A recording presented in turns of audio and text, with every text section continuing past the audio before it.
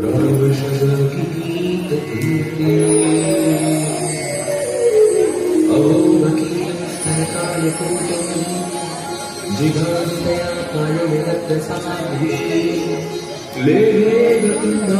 Video recorder है, YouTube live है। नहीं रिकॉर्ड करना है। आज लाइव नहीं करना है, नहीं करना आज लाइव। जन्म जन्म के बिछुड़े अब हरी न जाए, क्यों मन को दुख दे तो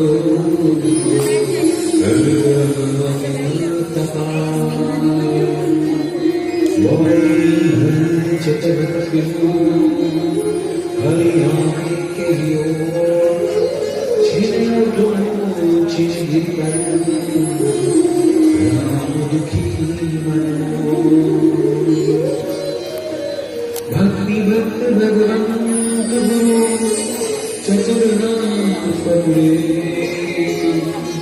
इनके पद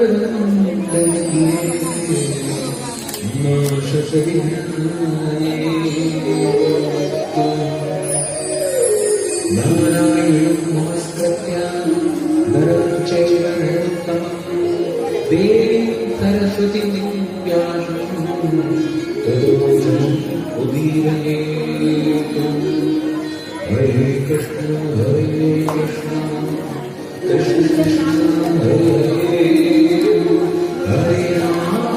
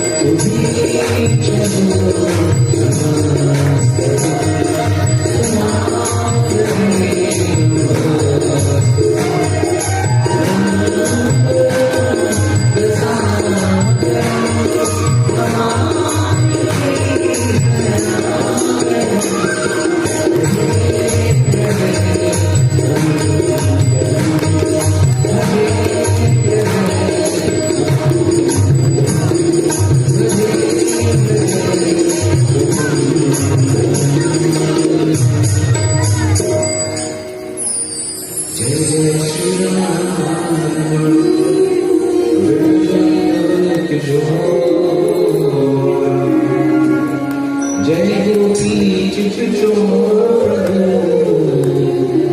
जय मातो।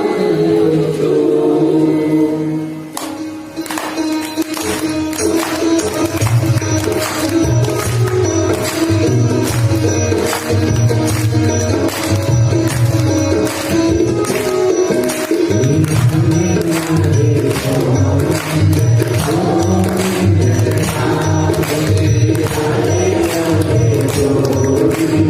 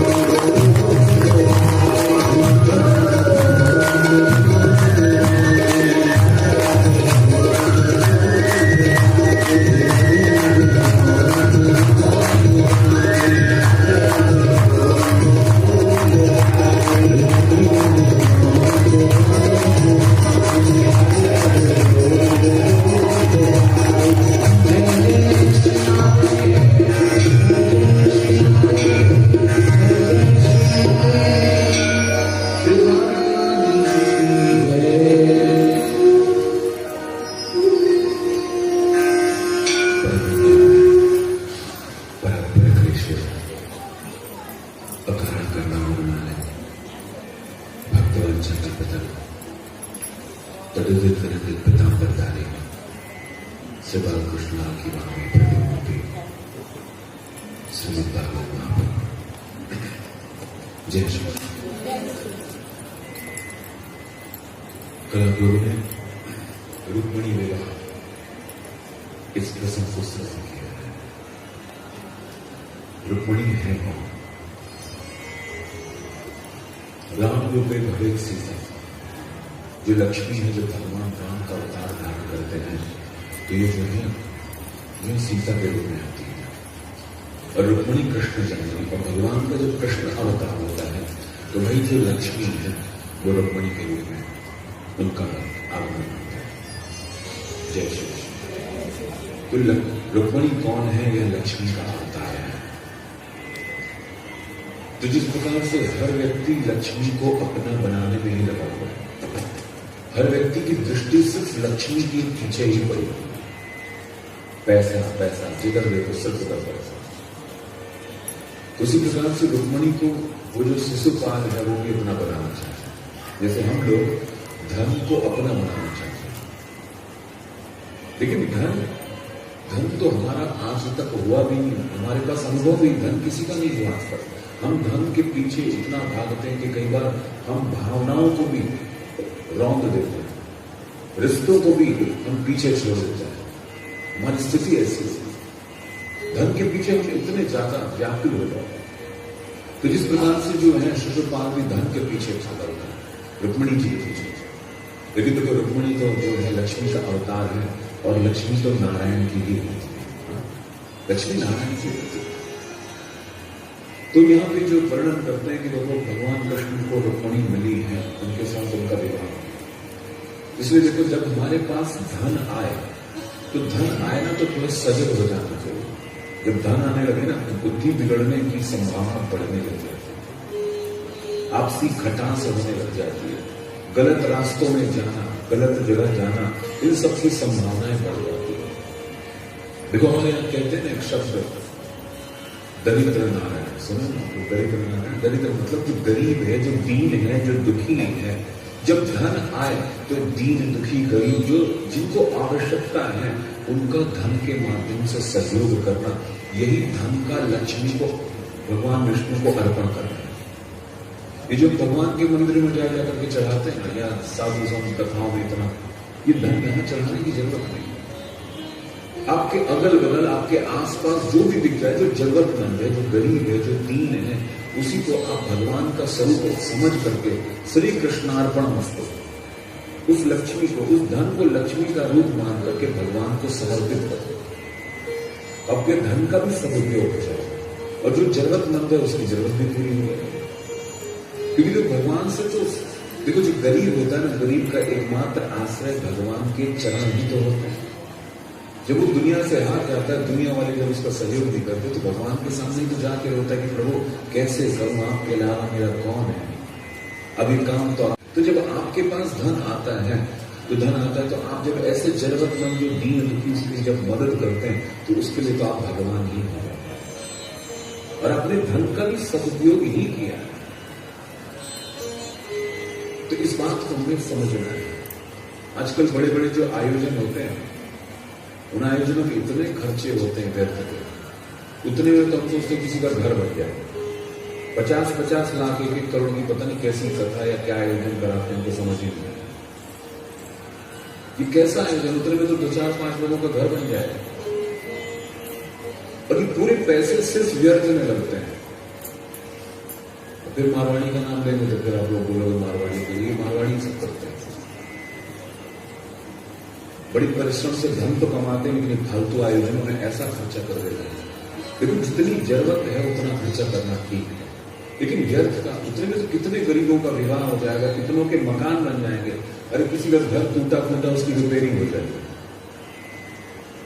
ये तो समझने की बात, हमको तो समझ नहीं आती कथा इतनी भयंकर होती कैसे।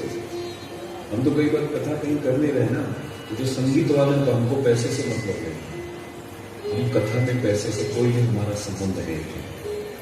हमारा एकमात्र उद्देश्य कि कथा के माध्यम से सबके अंदर भगवान का प्रेम जागृत होगा। वही हमारी दक्षिणा है, क्योंकि भगवान ने हमको वाणी दी, इस वाणी के माध्यम से सबको जगाना। क्योंकि यहाँ का जो धन लेंगे वो तो यही छूट जाएगा, लेकिन अगर यहाँ से कुछ नहीं लेंगे तो हमारे प्रभु हमको देंगे, और हमारे प्रभु तो स्वयं अपने आप को हमें समर्पित करेगा। ये बात तो पक्की है। लेकिन कई जगह जब कथा होती है तो वहां तो ये संगीत वाले इन्हीं का पैसा लोगों को देने में दिक्कत हो जाती है। बोलते आपके संगीत वाले का पैसा इनको तो देना ही पड़ेगा। बोले आपके संगीत वालों को इतना पैसा हो जाता है, तो हमको आश्चर्य होता है कि इनकी तो ज्यादा खर्चे भी नहीं है, लेकिन लोग इतना पैसा आयोजन में खर्चा कैसे करते हैं। उसमें बुद्धि जाति का हमारा एक धन हमने परिश्रम से कमाया या फिर कहीं ना कहीं झूठ और सत्य बोल के कमाया, तो आपको भी मालूम है कहीं ना कहीं थोड़ा बहुत झूठ बोलते, तो उस धन को आप जरूरतमंदों में लगाओ। ये व्यर्थ के ताम झाम आडंबर में नहीं लगा, आपका धन बिल्कुल सही जगह उपयोग होना चाहिए। तो यही जो है रुक्मणी का भगवान को मिलना है, यही जो धन है, ये जो धन रूपी जो लक्ष्मी है, ये भगवान नारायण को समर्पित होना कहना है। इस बात को ध्यान रखें। और रोग क्यों होता है? जैसे हम एक बात ध्यान रखिए, जैसे हम धनी होते जाते हैं उतना ही हमारे पास रोग भी बढ़ने लग जाता है। क्योंकि जो लक्ष्मी है ना, आप उसको कहां उपयोग कर रहे हो? आप मदिरा पान करने में बड़े बड़े होटलों में जा रहे हो, आड़ा टेढ़ा खा रहे हो, तो लक्ष्मी को आप कहां बहा रहे हो? नालियों में बहा रहे हो, तो लक्ष्मी का अपमान तो कर रहे हो। जो बेवजह दिखावा बाजी में जो धन का खर्चा कर रहे हो, करोड़ों करोड़ों रुपए शादी में खर्चा कर रहे हो, तो लक्ष्मी का कहीं ना कहीं आप अनादर ही तो कर रहे हो। व्यर्थ के भोग विलास सुख सुविधाओं में इतना ज्यादा खर्चा कर रहे हो, तो उसका परिणाम क्या हो रहा है कि हमारे शरीर में रोग होने लग रहा है। इसको समझना, धन का जैसी स्थिति, जैसी जरूरत है, उसी प्रकार से उसका जो है व्यय करना नहीं चाहिए। तो यही जो है धन का सम्मान है। और इस प्रकार से अगर आप खर्चा करते हो तो समझ लेना, यह जो भी खर्चा करते हैं सब भगवान नारायण तक ही पहुंचता है। तो जिस प्रकार से धन को कोई अपना कितना भी बनाना चाहे, धन उसका हो नहीं सकता, क्योंकि धन जो है लक्ष्मी, ये तो नारायण को ही है। जय श्री कृष्ण। तो यहाँ पे रुक्मिणी जी के साथ भगवान का विवाह होता है और आगे वर्णन करते हैं कि सबसे पहली जो संतान प्रभु की होती है उसका नाम है प्रद्युम्न। कि कामस्तु वासुदेवांसो ददाता देहो पत्तये भूयस तमेव प्रत्यपद्यता। कामस्तु वासुदेवांसो ददाता रुद्रमंडिना। ये जो कामदेव है, ये शिव जी के कुपित होने से ये जल करके भस्म हो गए थे। तो कामदेव की जो पत्नी रति ने भगवान से प्रार्थना की थी, तो भगवान की प्रार्थना की तो भगवान जो है बोलते हैं कि तुम चिंता मत करो, कि जब यदुवंश कृष्ण अवतारा और हो ही हरण महामहिभार, जब भगवान यदुवंश पे अवतार धारण करेंगे और इस पृथ्वी का भार उतार लेंगे, तो बोले उस समय कृष्ण तनय हो ही पति तोड़ा। तो बोले तुम चिंता मत करना, कृष्ण जो पुत्र है वही तुम्हारा पति है। तो वही जो कामदेव है, यहाँ प्रद्युम्न के रूप में उनका जन्म। प्रद्युम्न का मतलब है प्रकृष्ट ही दुम्ने इस प्रद्युम्ना, बोले जो अपने ज्ञान के प्रकाश से, अपने प्रेम के प्रकाश से जो जगत को प्रकाशित करे, वही तो प्रद्युम्न है। अगर हमारे पास ज्ञान है तो ज्ञान से, शरीर में बल है तो बल है, धन है तो धन से हमको प्रकाशित करना है, लोगों का सहयोग करना है, तभी हमारे जीवन की सार्थकता है। तो यहाँ पे जो है यही जो है प्रद्युम्न जो है कामदेव के रूप में आते हैं और वर्णन करते हैं कि धर्म अर्थ न काम रुचि गति न चंचल रवाण जन जगति नाम पर जय वरदान नाम। देखो जी, काम जो हम स्त्री पुरुष का जो काम समझते हैं ना, ये तो बड़ा घृणित काम है, बहुत घृणित है। लेकिन काम क्या है? बोले काम तो वह है जो हमारा भगवान के प्रति प्रेम हो जाता और उनके अलावा कुछ और इच्छा ही न रहे। ये जो काम है, ये काम का शुद्ध रूप है। जब हमारा संसार में जब वासनात्मक हमारा जो आकर्षण है, इसका नाम ये तो क्या है? वासना है।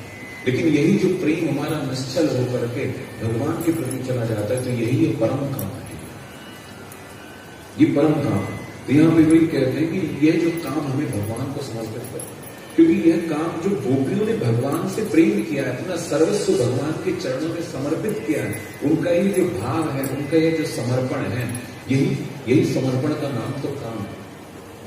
कामे गो प्रणाम काम गमन प्रथम इत्युद्भागव्यपेत्यम वांछन्ति भगवत प्रिया।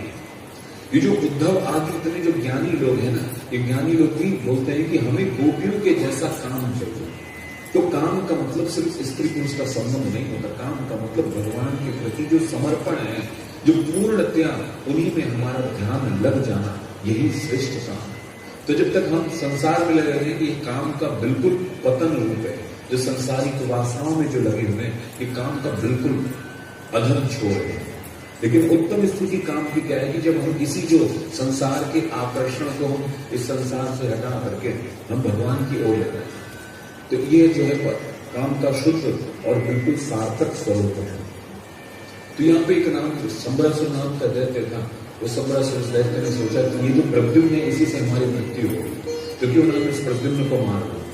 तो वो जो रुक्मिणी के पास से जो है उस प्रद्युम्न को लेकर के ले जाते हैं और वो समुद्र में डाल देते हैं। समुद्र में जैसे ही डालते हैं तो समुद्र में बड़ी भयंकर मछली है, वो मछली जो है प्रद्युम्न को निकल जाती। मत्स्य अग्रसित मछली ने निकल लिया और मछली जो थी तुरंत जाल में फंस गई और उसी राजा संबरासुर के यहाँ आई, उसी राज्य में आ गई और उसी की रसोई ने मछली को अपने यहाँ भी ले आया। तो जब उस मछली को काटा गया तो उसमें से प्रद्युम्न निकला। तो देखो, जो संबरासुर अपनी मृत्यु को निवारण करना चाहता था, वही जो संबरासुर के यहाँ फिर से प्रद्युम्न मृत्यु के रूप में आ गया। क्योंकि मृत्यु से बचने का कितना भी उपाय है, कभी मृत्यु आनी है तो आके ही है। इसलिए मृत्यु से बचने की अपेक्षा मृत्यु से पहले हम अपने जीवन का सदुपयोग कर लें, यह विचार ज्यादा श्रेष्ठ है।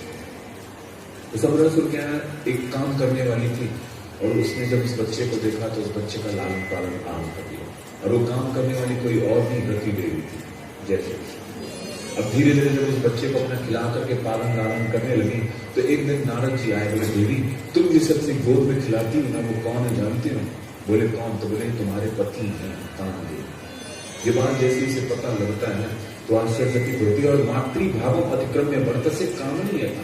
तो अब उसका जो भाव बदल जाता है, उसका भाव तो पति के जैसा हो जाता है, उसका भाव बदलता है। तो ये बच्चे को भी समझ आता है, बोले आपका माँ के जैसा भाव तो नहीं दिखाई देता। तब उसे बताती कि हम तुम्हारी पूर्वजन्म की पत्नी है और आप हमारे काम पति देव हैं। और ये बात जब उसको पता लगती है और बोली जो संबरासुर दैत्य है इसे हमें मारना चाहिए। और जाकर के जो संबरासुर दैत्य को जाकर के प्रद्युम्न उसका उद्धार करते हैं और इस जो अपनी पत्नी रति को अपने साथ लेकर के भगवान जो है द्वारिका लौट कर रहे हैं।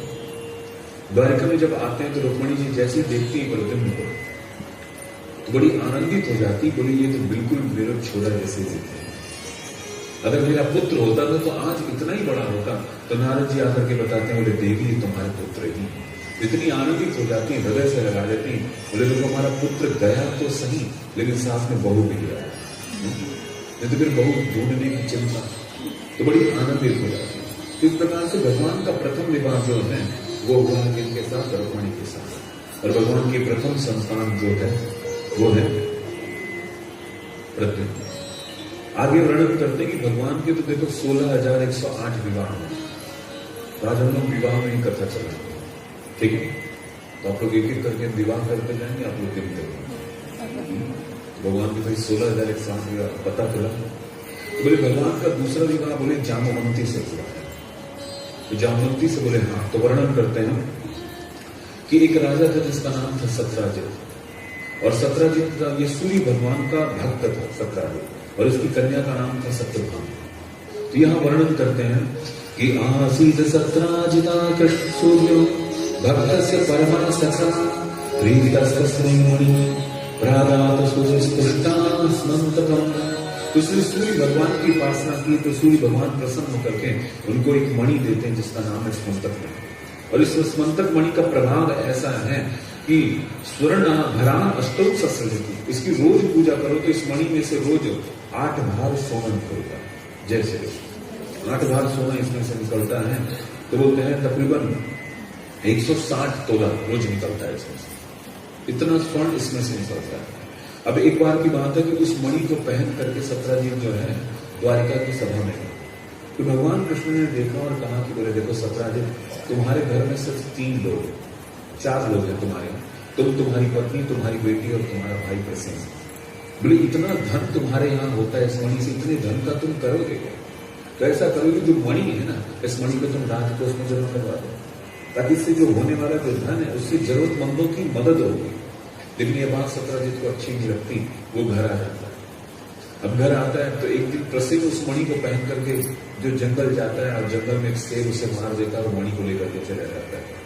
प्रसिद्ध वापस लौट करके नहीं आता तो सत्राजित के मन में भाव आता है कि शायद कृष्ण की नजर गड़ी हुई थी उस मणि में, उन्होंने मेरे भाई को मार करके वो मणि ले ली। उसके मन में विचार आता है।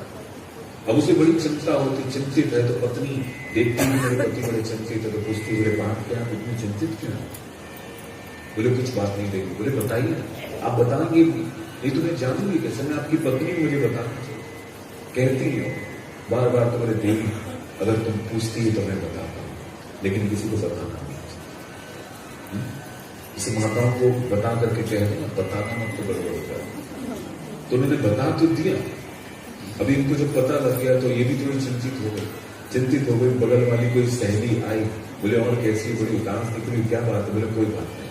बोले कुछ तो हो, बताओ। अरे देखो, बोलने से ना दुख कम होता है, मैं किसी को नहीं बताऊंगा, बताओ तो सही। और फिर बोले ठीक है, किसी को मत बताना।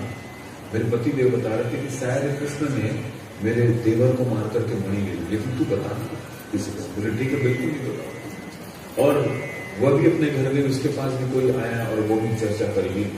अब देखो, बात तो शंका थी सच। सत्राजित को सिर्फ संदेह था कि शायद कृष्ण ने मारा है, लेकिन बात फैलते फैलते क्या हो गया कि कृष्ण ने प्रसेन को मार करके मणि ले ली। ये जो जगत में जो बातें फैलती ना, ऐसी फैलती होती कुछ और है। एक दूसरे के मुंह से बात बदलते बदलते कुछ की कुछ हो जाती। इसलिए सुनी सुनाई बातों में बिल्कुल भी विश्वास नहीं करना। जब तक हम जिस बात को अच्छे से देख ना लें, स्वयं परख ना लें, तब तक उस बात पर विश्वास नहीं करना चाहिए। और एक बात और विचार करनी चाहिए कि हमने अगर कुछ बात सुनी है तो जब तक हम उसको जानते नहीं, उस बात को किसी और को कहना ये अपराध की श्रेणी में आता है। वो समझ आ रही? हमने किसी के बारे में कुछ सुन लिया, लेकिन आप तो जान नहीं हो कितना सही, कितना प्रमाणिक है, और आपने किसी और को कह दिया तो आपने गलत को बढ़ावा देने का काम किया। ये बहुत बड़ा अधर्म है, ये पाप के अंतर्गत आता है कि जिस बात को ठीक से ना जानो उसकी चर्चा किसी से भी मत करो। चाहे मैसेज भी आता है, मेरे पास व्हाट्सएप में मैसेज आ गया, फेसबुक में, हम जो आया बिना जाने पर क्यों मैसेज इधर उधर भेज दिया। तो बिल्कुल सावधान होना चाहिए। जिस बातों को आप जानते नहीं उसके बारे में बिल्कुल इधर उधर प्रचार करना तो ठीक नहीं। अभी बात जब फैल गई, जब भगवान कृष्ण को पता लगती है तो भगवान बोले हमारा तो जोते ही कलंक लग गए, हमने तो ऐसा किया ही ना। भगवान ने अपने उस कलंक को दूर करने के लिए कुछ द्वारिका वासियों के साथ लेकर के उस प्रसेन को ढूंढने गए। और जब वन में जाते हैं तो उसकी लाश मिलती है और वहां शेर के पैरों के चिन्ह, कुछ आगे देखते हैं तो शेर भी मरा हुआ, और वहां से एक भालू के पैरों के चिन्ह। जब उसका अनुकरण करते हुए जाते हैं तो वो गुफा के अंदर जाता है, भालू का पैर का चिन्ह। तो द्वारिका वासियों को भगवान बाहर रोकते हैं और अंदर जाते हैं तो अंदर एक बड़ी परम सुंदरी एक कन्या है और वो उस मणि के साथ खेल रही थी। तो भगवान ने जैसे इस कन्या को देखा, उसके हाथ में मणि देखी, तो भगवान ने बोला देवी ये मणि तो हमारी है, इस मणि के कारण हम पे कलंक लगा है, ये मणि हमें दे दो। ये जैसी सुनती है बात तो भगवान की तरफ देखती है, और जैसी प्रभु का सुंदर मुखार बिंद देखती है वो तो आनंदित हो जाती है, लेकिन लाज के मारे वहां से भागती है लज्जा के कारण। उसी समय वहां जामवंत जी आ जाते हैं और जामवंत के साथ भगवान का युद्ध हो गया। और बोले जो युद्ध है आसित तदा अष्टविंशः, बोले ये जो युद्ध है 28 दिन तक चलता है। बोले जो जामवंत जी जो भालू है उनके साथ भगवान कृष्ण का युद्ध 28 दिन तक चला, और जब 28 दिन तक चलने के बावजूद भी कृष्ण हारते नहीं है, तो ये जामवंत के मन में विचार आता है कोई साधारण व्यक्ति तो हो नहीं सकता कि 28 दिन से मेरे साथ युद्ध कर रहा है, लेकिन बिल्कुल कोई इसके अंदर कोई थकान नहीं है। तो उन्होंने हाथ जोड़ करके बोला कि आप अपना परिचय दीजिए, आप हैं। तो तुरंत जो है कृष्ण भगवान जो है राम के रूप में उनके सामने प्रकट हुए, और जैसे धनुष बाण के साथ राम का स्वरूप देखा तो उनके चरणों में गिर करके उनको प्रणाम करते हैं। बोले मेरे राम हो, आपने पहले क्यों नहीं बताया? मुझसे अपराध हो गया, आप तो मेरे स्वामी, मैंने आपके साथ युद्ध किया, आपने पहले बताया क्यों नहीं?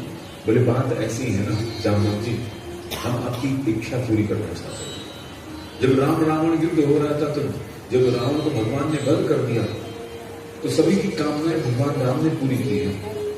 जब जामवंत जी पूछे कि जामवंत जी आप बताइए आप क्या चाहते हैं, तो जामवंत जी कहते हैं बोले प्रभु मुझे कुछ भी नहीं चाहिए, बस आज एक मेरे मन में विचार था कि रावण को हम ही मारे।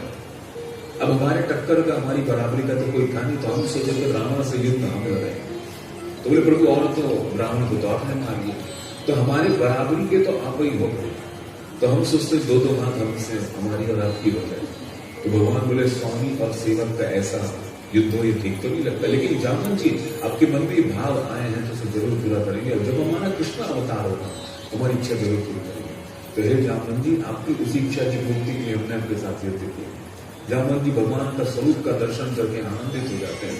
बोले प्रभु अब एक मेरी जिम्मेदारी पूरी कर दीजिए, ये जो मेरी कन्या विवाह के योग्य हो गई है, अब ये मणि तो मैंने इसे दे दी, मणि से मांग सकता नहीं, तो क्यों ना मैं मणि के साथ एक कन्या ही आपको दे देता, मेरी भी जिम्मेदारी पूरी हो जाएगी।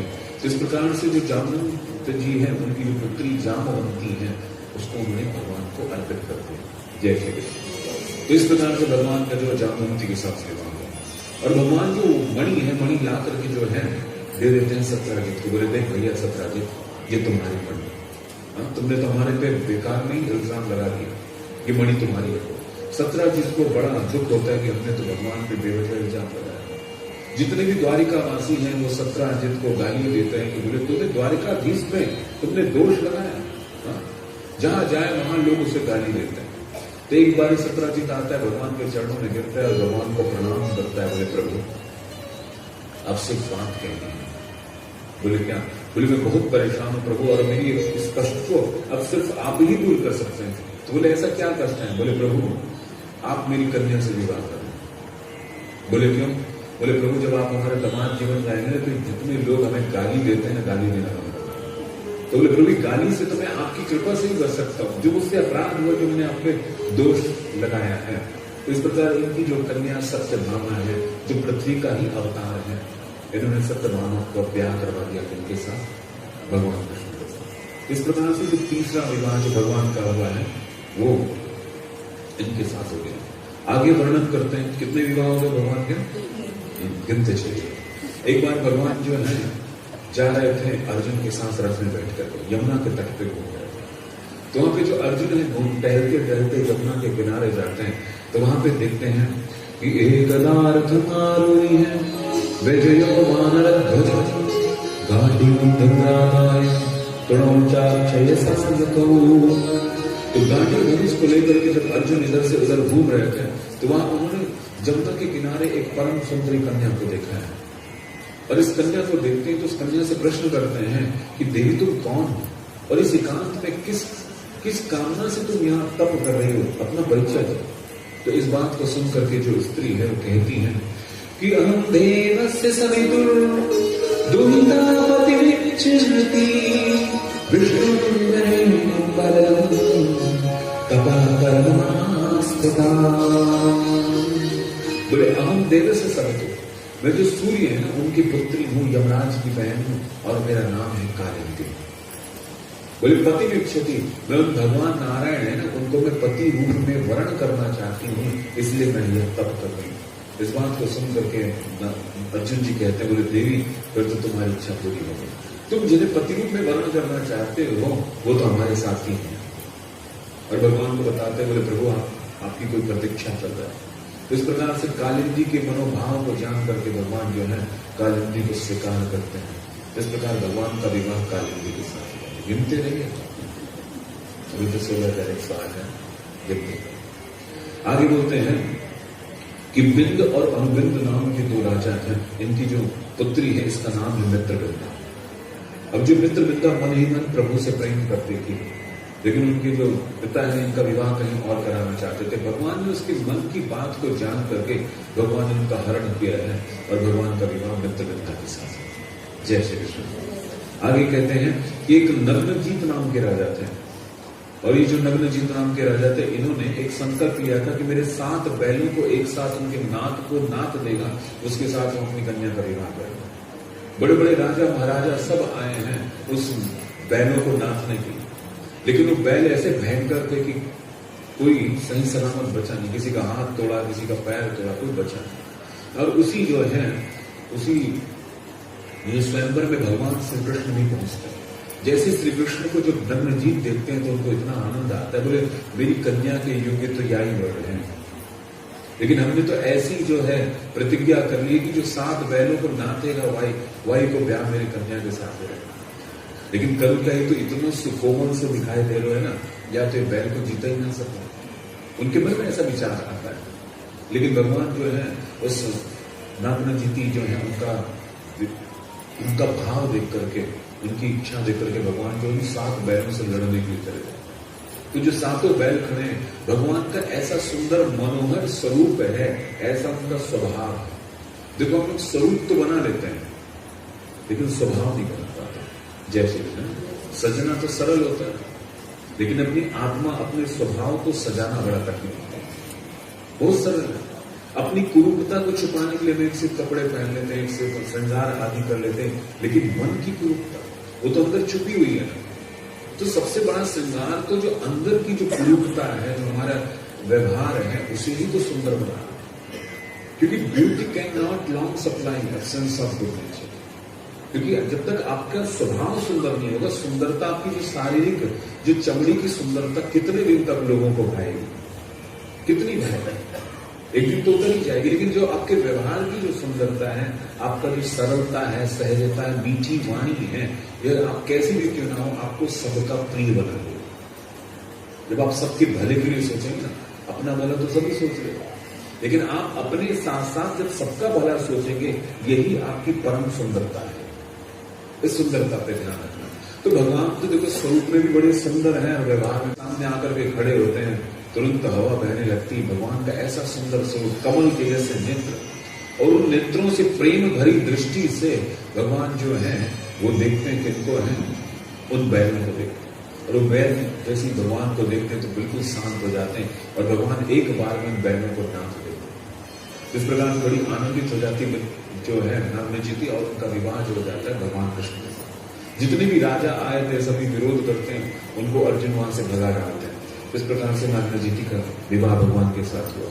मद्र देश के राजा थे, उनकी कन्या का नाम था लक्ष्मण। लक्ष्मणा भी भगवान को हृदय से प्रेम करती थी। भगवान ने उसको भाव देख करके उस लक्ष्मणा को भी भगवान ने स्वीकार कर लिया। तो इस प्रकार से जो भगवान के विवाह होते जाते हैं, गिन रहे हो ना आप लोग, गिनते जाओ। यहाँ पे वर्णन करते हैं जब भगवान का ऐसे एक एक करके ब्याह हुआ तो बोले प्रभु क्या पूरी कथा ऐसी हो जाएगी? भगवान के एक एक विवाह तो एक ही साथ कर रहे हैं तो ठीक नहीं है। तो यहाँ पे वर्णन करते हैं कि एक भौमासुर नाम का एक दैत्य था, जय श्री कृष्ण। और इस दैत्य ने इंद्रेण हत छत्रेण हत कुंडल बंधना, इसने अदिति जी के कुंडल चुरा लिए थे, और जो इंद्र का जो है छत्र चुरा लिया था। और इसने 16,100 राजकुमारियों को बंदी बना दिया, 16,100 राजकुमारियों को। और इसने विचार किया कि जब इनकी संख्या बढ़ जाएगी तो हम इनसे विवाह करेंगे। तो जब भगवान को पता लगती है बात की दुष्ट राजा इन कन्याओं को बंदी बनाया है, तो आज भगवान जो है सत्यभामा को अपने साथ लेकर के गरुड़ में लेकर के उस दैत्य के पास जाते हैं, प्राग ज्योतिष को। और वहां जाते हैं, वहां पे एक मुर नाम का दैत्य था जिसके 5 सिर थे। भगवान उस पहरेदार मुर दैत्य को भगवान वध करते हैं उसका, और उस मुर दैत्य का वध करने के कारण भगवान का नाम पड़ गया है मुरारी, जय श्री कृष्ण। मुर दैत्य से मुर नाम के जो दैत्य हैं, उसके जो शत्रु हैं, उसका संहार करने वाले हैं, इसलिए इसका नाम मुरारी पड़ गया। भगवान उसका वध करते और आगे जाते हैं, बड़ा भयंकर युद्ध उस भौमासुर के साथ होता है। जब ये युद्ध समाप्त नहीं होता तो उनके साथ भगवान के साथ सत्यभामा गई थी ना। सत्यभामा ने कहा कि बोले प्रभु से मार क्यों नहीं देते, इतना खिलाते क्यों? ये बात जैसे ही सुनते भगवान तो तुरंत उस जो भौमासुर दैत्य का वध कर देते। जब ये भौमासुर दैत्य का वध करते हैं तो भौमासुर पृथ्वी का पुत्र है। तो पृथ्वी मां आती, बोले प्रभु आपने मेरे पुत्र को मारा क्यों? आपने तो मुझे वर दिया था कि जब तुम कहोगी तब मैं मारूंगा। तो भगवान ने पृथ्वी को दिखाया कि ये सत्यभामा ने कहा, इसी के कहने पे मारा, और सत्यभामा तो तुम्हारा ही तो स्वरूप है।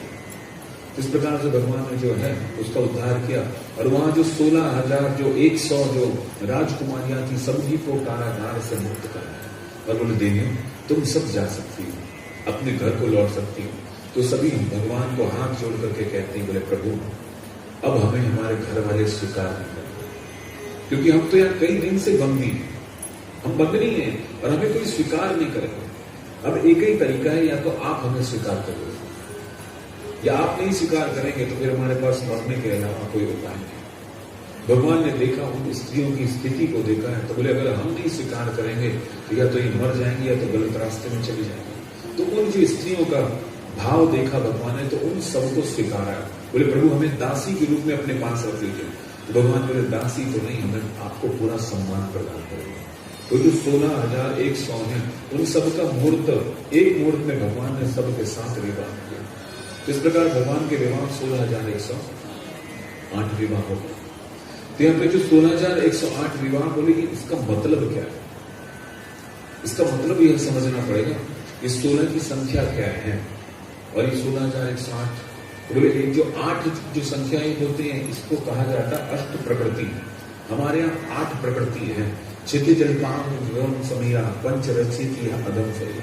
पृथ्वी जल तेज वायु आकाश जो है, चित्त मन अहंकार, ये जो 8 प्रकृति है यही भगवान की 8 पटराने हैं।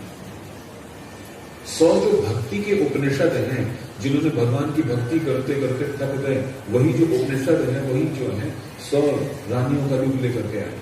और 16 जो है तो बोलते देखो 16,108 है, तो बोलते वेद में 1,00,000 मंत्र है। तो बोले देखो वेद में 1,00,000 मंत्र है, तो इसमें से बोलते हैं कि जो 16,000 जो है ना वो उपासना कांड के मंत्र है।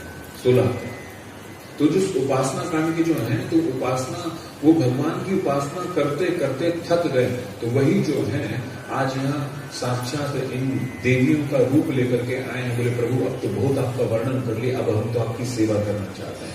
तो वही जो 16,000 है, ये जो 16,000 स्त्रियों के रूप में आकर के भगवान की पत्नियां हैं। जय श्री कृष्ण। इस प्रकार से भगवान का 16,108 विवाह। आगे वर्णन करते हैं कि देखो भगवान का विवाह तो हो ही गया। अब देखो जो विवाह होता है ना, तो थोड़ी बहुत खींचातानी भी होती है, पति पत्नी में थोड़ा खींचातानी भी होती है। अब देखो खींचातानी में जो पहले झुक जाए, समझ लेना वो प्रेम ज्यादा करता है। खींचातानी तो होगी, लेकिन प्रेमी का लक्षण है कि प्रेमी हमेशा झुकता है। जो रिश्ते को बनाना चाहता है वो हमेशा पहले झुकता है, जिसको मतलब ही नहीं तो फिर रूठा ही रहता है, मनता ही नहीं। देखो विवाह में थोड़ा बहुत लड़ाई झगड़ा होना भी ठीक है, इससे पता लगता है कि प्रेम कितना है। नहीं तो यहाँ तो थोड़ी थोड़ी बात में तलाक ही हो जाता है। हमको न सास पसंद नहीं आ रही तो किसी को जेठानी पसंद नहीं आ रही, किसी को पति, बस इतने में तलाक हो जाता है। आजकल स्थिति ऐसी हो गई। जब से ये तलाक का जो हमारे पास उपाय आया है, तब से विवाह टूटने जाता है।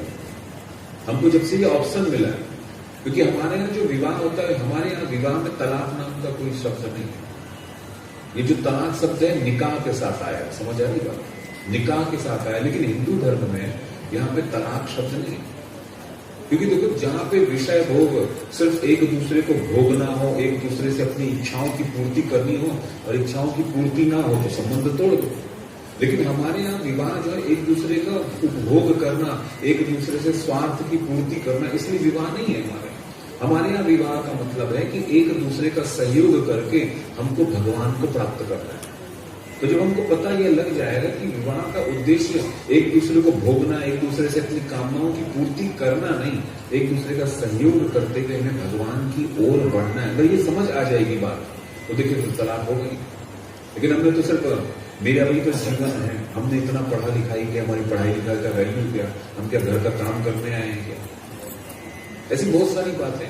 तो यहाँ पे लड़के को भी समझना पड़ेगा कि स्त्री का हमें सम्मान करना है, उसकी भावनाओं का सम्मान करना है, और लड़की को भी समझना पड़ेगा अपने पति के स्वाभिमान की सुरक्षा करना। जब दोनों पति पत्नी का संबंध कब होगा कि जब पुरुष जो है अपनी पत्नी की भावनाओं को समझेगा और जो स्त्री अपने पति के आत्म स्वाभिमान जो होते हैं उसको समझेगी, और फिर दोनों एक दूसरे को समझते हुए अपना लक्ष्य जो है भगवत भक्ति, भगवत प्राप्ति, इसकी ओर जाएंगे, तो देखो फिर विवाह टूटने की संभावना ही खत्म हो जाएगी। तो यहाँ पे विवाह में कभी कभार थोड़ी ऐसी स्थिति आ जाना करती है। तो आज जो है भगवान थोड़ी रुक्मिणी जी की परीक्षा लेना चाहते हैं। जय श्री कृष्ण। क्योंकि रुक्मिणी जी का स्वभाव है ना बड़ा जो है सौम्य है, बड़ा नम्र है, बड़े प्रेम भरा हुआ उनका व्यवहार। वो अपने जो दास दासी है ना उनसे भी बड़े प्रेम से बात किया करती है। ये रुक्मिणी जी का स्वभाव। उनकी जो दास दासी भी आए ना, तो अगर वो कभी थकी हुई सी लगे तो उनके साथ मिलकर काम कर लेते हैं। ऐसा नहीं कि हम कैसे काम करेंगे, हमने तुमको लगाया। वो देखिए कि इनकी स्थिति ठीक नहीं तो बोले आज ना तुम डर जाओ, हम कर लेंगे। तो ऐसा उनका मृदु स्वभाव है। देखो हमारे यहाँ जो काम करने वाले हैं ना, उनको नौकर नहीं बोलना चाहिए।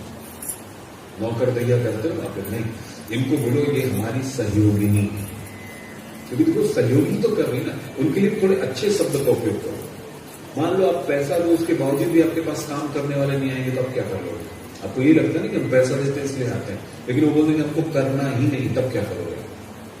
तो कहीं ना कहीं वो सहयोग ही कर रहे हैं, तो उनके प्रति आदर का भाव। देखो उनकी स्थिति या उनकी मानसिक स्थिति कैसी है वो उनके ऊपर छोड़ दो, लेकिन हमारी तरफ से तो हमको सामने वाले का सम्मान करना चाहिए। तो जब भी बोलो भैया ये हमारे काम में बहुत सहयोग करते हैं, ये हमारे सहयोगी हैं, ये हमारी सहयोगिनी है, इस प्रकार के शब्दों का उपयोग करना चाहिए। आदर तो देना चाहिए। हम किसी को कुछ नहीं दे सकते तो हम कम से कम उनको आदर दें। आदर से तो कभी पीछे नहीं झुकना चाहिए। तो रुक्मणी जी का स्वभाव है कि आदर बहुत देती है। तो भगवान बोले कि चलो, रुक्मणी जी को कभी ना क्रोध भी नहीं आता, तो बोले आज रुक्मणी जी की थोड़ी परीक्षा हो जाए, इनको क्रोध आता है। इतना सरल, इतना मृदु उनका स्वभाव है। तो आज भगवान जब भोजन करने के लिए आए हैं, तो पहले भोजन में बैठते थे ना, तो पत्नी पंखा करके थी सामने बैठ करके, ऐसा होता था। तो भगवान भोजन करने बैठे हुए और रुक्मणी जी उनको पीछे से पंखा कर रहे हैं।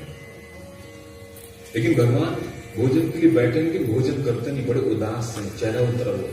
और हमारे प्रभु तो हमेशा मंद मंद मुस्कुराते रहते हैं। तेरी मधुर मधुर मुस्कनिया पे बलिहार सांवरे, बलिहार सांवरे। एक बार जो प्रभु की वो सुंदर मंद मुस्कुराहट से परिपूर्ण मुखार अरविंद का जो दर्शन कर लेता है ना, वो तो दिख जाया करता है। लेकिन ऐसे हमारे मंद मंद मुस्कुराने वाले प्रभु आज इतने उदास हैं, रुक्मिणी से ये बात सहन नहीं है और कहती, बोले प्रभु बात क्या है, आज आप इतने उदास क्यों हैं? कुछ बात है क्या, बताइए। भगवान कहते देवी कुछ बात नहीं। बोले कुछ तो है, आप इतने उदास क्यों? कुछ तो बात हो गई है। बोले सब ठीक है। बोले देखिए आप छुपाइए, अगर मुझसे कुछ अपराध हो गया तो मुझे बताइए, मैं दूर करने का प्रयास करूं। आप बताइए तो सही बात क्या है, क्योंकि ऐसा होना चाहिए पति पत्नी में। बोले हम क्यों मनाए, हम ही मनाते नहीं। अरे रूठो और मनाओ, इसी का समझ है। बोले प्रभु बताइए तो सही। तो भगवान जैसे देखते हैं रुक्मणी को, तो बोले हम बताएं। बोले हाँ प्रभु बताइए, मुझसे अगर कोई अपराध है मैं जरूर सुधारने का प्रयास करूंगी। तो यहां भगवान कहते हैं देवी तुम्हारी एक गलती हो तो हम बताएं, तुम तो गलती पे गलती कर दी, इतनी गलती कर चुकी हो। बोले कौन सी गलती करो? तो भगवान कहते हैं कि राजपुत्र विसता भूपै लोकपाल विभूति महानुभावै श्रीमद्भि रूपोदार्य बलोर्जितै।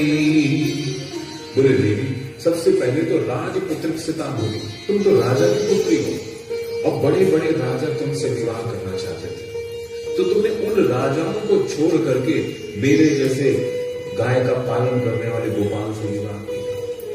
ये तुम्हारी पहली गलती। बड़े बड़े राजाओं को छोड़ करके तुमने हमसे विवाह किया। हम तो यादव हैं, हमसे विवाह कर लिया, ये तुम्हारी पहली गलती। अब देखो विवाह के 25 वर्ष सहजे हैं, अब 25 वर्ष बाद कोई ऐसे बोला तो कैसी बात लगेगी यार। अब ये बात बोल करके भगवान पीछे मुड़ करके देखते हैं कि शायद रुक्मणी जी को क्रोध आएगा, लेकिन रुक्मणी जी को क्रोध नहीं आया। भगवान बोले क्रोध नहीं आया, कुछ और बोलना पड़ेगा। उसके बाद कहते हैं बोले देवी एक बात कहूं, तुमने हमको बड़ा पराक्रमी समझा होगा, बड़ा साहसी समझा होगा, इसलिए हमसे विवाह कर लिया। बोले देवी राजोभ्यो विभ्रता शुभ्रो समुद्रम सरलता। बोले देवी हम तो बड़े डरपोक हैं, हम तो जरासंध से डर के जाकर के समुद्र के बीच द्वारिका नगरी में वास करते हैं, बताओ हम कितने डरपोक हैं। तो तुमने हमें पराक्रमी समझा होगा, तो वो बात भी ठीक नहीं। बोले देवी गलती तो हो गई। फिर पीछे मुड़ करके देखते हैं, लेकिन रुक्मणी जी भी पंखा कर रहे हैं, भगवान ने क्रोध तो नहीं है। बोले देवी शायद तुमने हमारे कुल खानदान जो है ना उसके नाम के बारे में बड़ा सुन रखा होगा, शायद इसलिए किया। तो बोले देवी हमारे तो कुल खानदान का भी पता नहीं। कोई कहता है वसुदेव नंदन है, तो कोई कहता है नंद नंदन है, कोई यशोदा नंदन कहता है, तो कोई देवकी नंदन। बोले हमारे कोई खानदान का भी पता नहीं। अरे जब भगवान को ब्याह हुए हो ना, तो आज समय सींचना गा रहे हैं, सींचना ऐसे गाड़ी दे ना, प्रेम की गाड़ी। तो प्रेम की गाड़ी में कहते मुकुट धर सांवरे दो बापन के जाए। अरे वो मुकुट धर सामने, हमको तो ऐसा पता चल गया कि तू तो 2 बावन को जाए। वसुदेव देखी बोले तू कारो कहां से भाई, अरे सबके सब इतने गोरे गोरे, तू इतना कारो इतना करिया कहां से भाई, कारिया है क्या इतना? और बोले आपको तो पूरा खानदानी आड़ा टेढ़ा है। बोले देखो इनकी जो बुआ है कुंती बिना ब्याह जाकर छोड़ा गए। बोले अभी तो पूरा खानदानी आड़ा टेढ़ा है। तो बोले हमारे खानदान के बारे में भी ठीक ठीक नहीं, कोई वसुदेव नंदन कह रहे तो कोई नंद नंदन कह रहे, तो देखिए गलती है। बोले तुमने इनको थोड़ा ऊंचा खानदान वाला समझा, तो ऐसे ही फुल खानदान को भी पता गलती है। फिर देखते हैं रुक्मणी जी, बोले रुक्मणी जी अभी भी पंखा करेंगे। बोले बात तो ना बन गई। फिर भगवान बोलते देवी एक बात कहें तुमसे, तुमने शायद हमारे गुणों को सुनकर के हमसे प्रेम कर लिया, हमारे बारे में सुना,